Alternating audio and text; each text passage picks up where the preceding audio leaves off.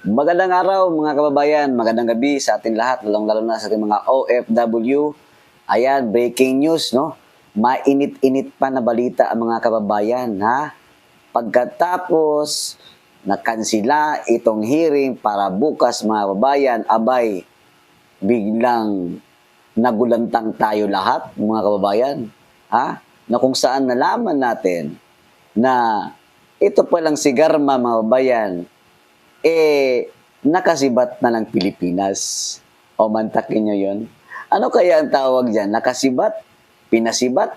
O talagang sinadya lang talaga nilang pinatakas na mga kababayan? O mantakin ninyo. Ayon sa balita, November 7 pa pala, nandun na sa Washington DC sa USA itong si Garma mga kababayan. And take note magtataka ka kung bakit at kung paano siya nakarating na kung saan kansilado naman pala itong visa nitong si Garma mga kababayan, no? Nako, kawawa talagang Garma, no? Naipit talaga dito sa Tuadcom na itong mga bayan, no? Kasi mantakay ninyo, nung nakaraang interview, ginawa siyang resource person, witness, whatever, anong nangyari? Nakita natin kung paano, no, umiyak itong si Garma mga kababayan na kung saan tinabagay para bang matindi ang hinanakit sa kanyang damdamin mga kabayan. No? Para bang labag talaga, no? Siguro di umano, parang labag sa kanya yung mga pinagsasabi niya. Kasi nakikita mo yun, yung talagang galing sa puso na iyak mga kababayan na alam para bang may pagsisisi na kumbaga ginigipit lang siya na ewan ko kung anong pagka interpretasyon natin doon. Pero sa tingin ko talagang may mali, no? May mali doon sa nagawa niya mga kababayan, doon sa last hearing dyan sa Tuadcom. O eto na nga mga kababayan. O, ngayon, magtataka ka, bakit naandun o nakatakas o nakasibat itong si Garma? Nasaan na pala yung tinatawag ninyong lookout bulletin? Nasaan na yon?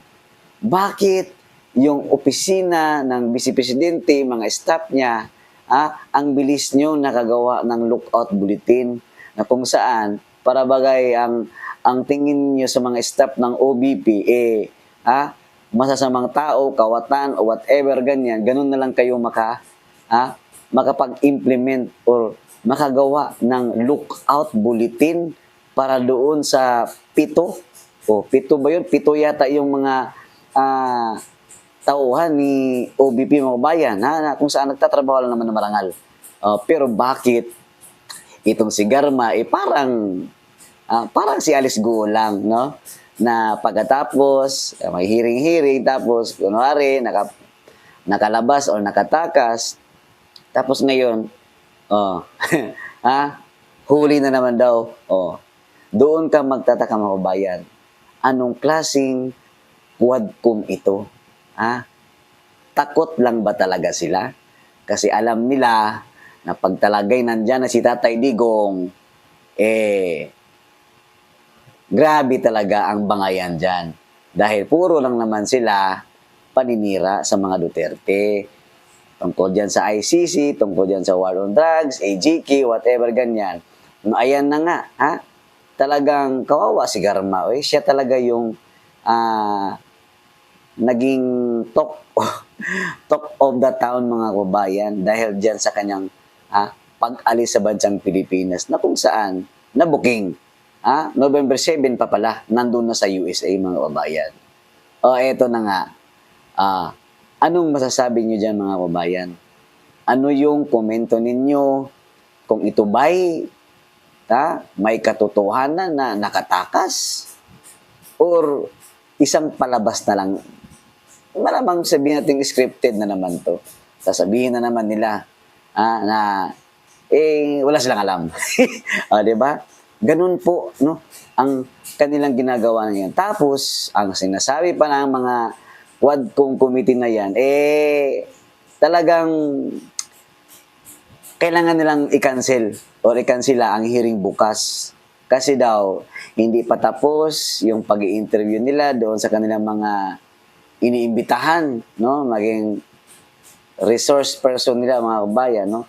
Na kung saan hindi pa natapos, aba, hindi pa pala natapos, bakit kayo naglalabas ng, yung letter na kung saan, November 10 yun.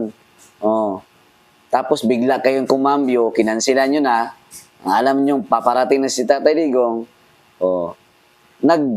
gumawa na naman kayo ulit ng isa panibagong letter na kung saan maririskid, no? November 11, kahapon yung yung letter na isinimitin nila na kung saan kansilado daw nga ang hearing bukas.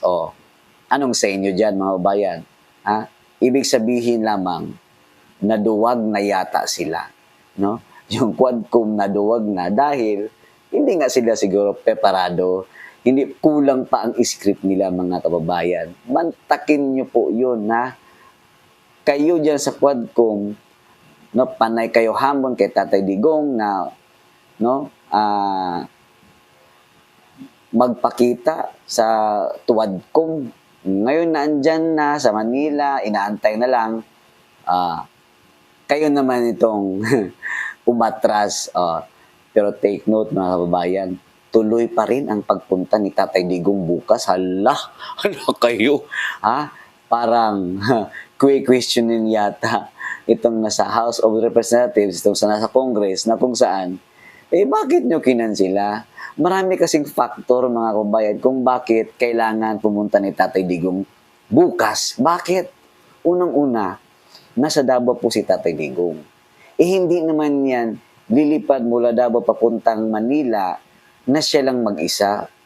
Take note, no? Walang libre po sa pamasahe. Ang dami kayang kasama si Tatay Digong. Yung mga personal pa niya, mga gwardiyan niya, mga bayan. Nandyan pa yung iba niya mga kasamahan. Tapos ngayon, para bang baliwala lang sa inyo yun? Ganun na ba talaga kayo ka bastos, no? Gagawa kayo ng letter, tapos ngayon na kinasahan na kayo ni Tatay Digong, ito yung gagawin na power tripping talaga kayo. So, nasaan na tayo ngayon? Ano na ngayon yung sasabihin ng mga kababayan natin na lalong-lalo na yung mga itong mga alipores ng Quadcom na to, na kung saan ang gagaling daw ng mga Quadcom committee. Paano na yan? Nasaan yung galing nyo? Ipakita niyo yung galing ninyo. Umayos kayo kay Tatay Digong kasi ang sambayan ng Pilipino, lalong-lalo na itong mga supporter ng mga Duterte, ay nakatingin sa inyo lahat, mga kabayan dyan sa Quadcom. Kayong Quadcom committee na kayo ay talagang no, galit na yung taong bayan. Ngayong si Tatay Digong na andyan na, ikakansila ninyo? Talagang sadya lang pinatakas. No? Alam nyo naman, mga bayan, pag ang tao talaga gumawa ng kabulastugan, hindi tama, magtatago talaga yan. Siguro yung ginawa nila kay Garma, palusot na lang nila yan. Sasabihin nilang nakatakas, nakasibat, whatever. Parang si Alice Goola, ano? So, sa tingin ninyo, ngayon na sa USA, hindi kaya yan pababalikin dito? Kawawa talaga si Garma, mga bayan. Siya yung nalagay ngayon sa alanganin. Siya yung ngayon ang pinaka-main topic diyan kasi siya yung resource person. Siya yung nagsasabi ng mga kung ano-ano, yung mga iniiyakan doon niya sa nakaraang hearing, mga kababayan. Okay? Hanggang dito na lamang, mga kababayan. At abangan natin bukas kung ano pang mangyayari dyan sa loob ng Kongreso. Magandang gabi and God bless po sa atin lahat.